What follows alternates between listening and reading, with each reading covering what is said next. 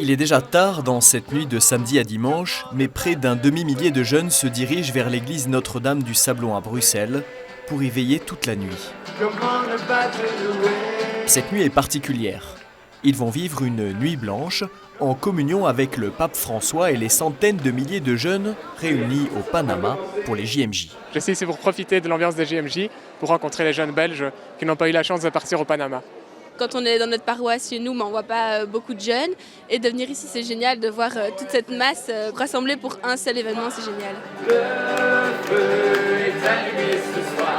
On a allumé un feu à l'extérieur qui représente la lumière qui brille dans les ténèbres, qui représente la lumière de Jésus. C'est donc un feu qui va rester allumé toute la nuit. On a eu cette idée de la nuit blanche, mais qui s'articule autour du déjeuner solidaire qui va se passer le lendemain matin. Et donc toute cette nuit a été articulée pour ça, pour se préparer, que ça soit au niveau de la nourriture, spirituellement, pour se sentir bien. Et donc il y a plein d'activités tout pendant la nuit, quoi. Une nuit donc originale, pendant laquelle différents ateliers sont proposés aux jeunes. Alléluia, roi des rois, Seigneur des seigneurs. Par exemple, ici, on prépare le pain et les gâteaux pour le petit déjeuner de demain matin. C'est bon, hein, c'est bon. On fait le contrôle en direct. Voilà. Il est bien, on valide.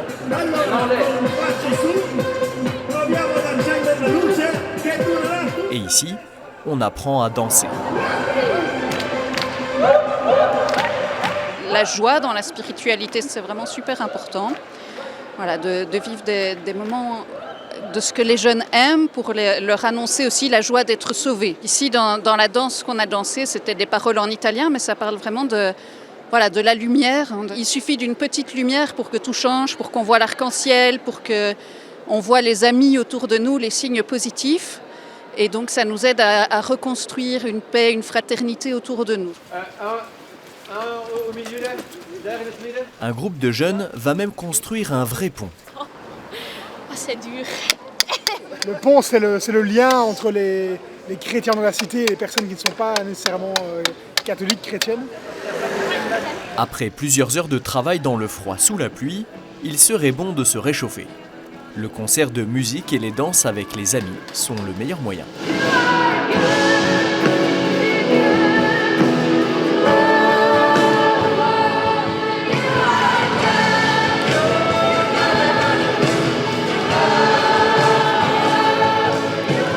Ce que ça touche chez moi, c'est de voir que la Belgique, entre autres, veut se réveiller. Il y a un réveil dans la foi et je trouve ça magnifique justement de pouvoir apporter notre chant, notre musique à cet événement-là, de pouvoir parler aux jeunes, de pouvoir chanter avec les jeunes, de pouvoir danser avec les jeunes et de me dire qu'au même moment, au Panama, il y a des milliers de jeunes qui sont en train de prier avec nous tous ici. Et oui, je trouve ça d'une force incroyable.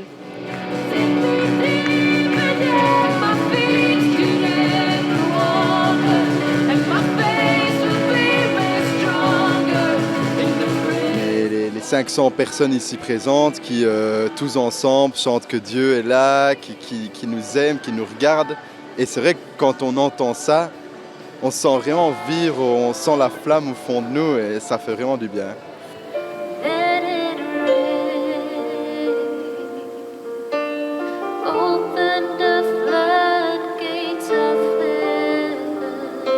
Au cours de la nuit, les jeunes ont pu suivre sur grand écran la veillée des JMJ au Panama. Après la retransmission de l'homélie du pape François, le moment culminant de cette nuit, l'adoration du Saint-Sacrement, à laquelle chaque jeune est invité. Nous étions ici au cœur de la nuit. C'était très émouvant parce qu'on a vu des jeunes extrêmement fatigués. Et j'ai trouvé très belle cette communion entre ceux qui sont là pour louer Dieu et puis ceux qui aussi n'en peuvent plus et qui dorment, comme au jardin du Gethsémani, mais ils ont été très bénis eux aussi.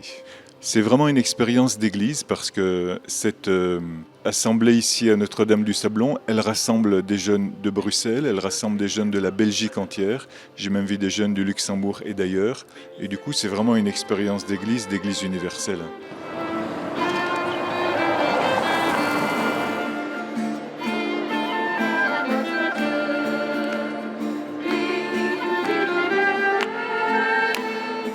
petit matin, l'église se transforme en quelques instants en un grand réfectoire, où tout le monde est invité à partager un petit déjeuner intergénérationnel et interconfessionnel.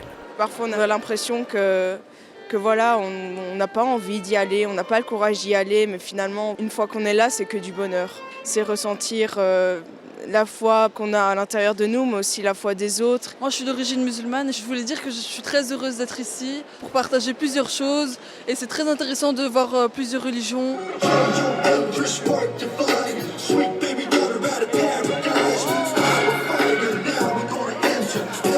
Le pont est prêt. Il symbolise les ponts humains. Il est temps de vérifier sa solidité par un geste de paix. Les représentants de différentes religions de Bruxelles allument ensemble les bougies et y montent pour témoigner. Construire des ponts, c'est oser croire en l'autre pour s'appuyer sur lui, pour que le lien tienne. Construire des ponts, c'est être ensemble pour être au-dessus des gouffres, ici ça va encore, des gouffres d'incompréhension. Vous savez, les jeunes et la jeunesse sont l'avenir de nos sociétés. Il est très très important justement que la relève soit assurée. Et quand je parle ici de la relève, c'est la relève justement pour le vivre ensemble, pour la vie en harmonie, pour envoyer justement un message de paix, un message qu'on est là pour vivre ensemble et pour construire ensemble cette société. Cette nuit est terminée. Ce pont provisoire sera bientôt démonté, mais les cœurs des jeunes auxquels il a ouvert la voie au JMJ de Panama se souviendront de lui encore très longtemps.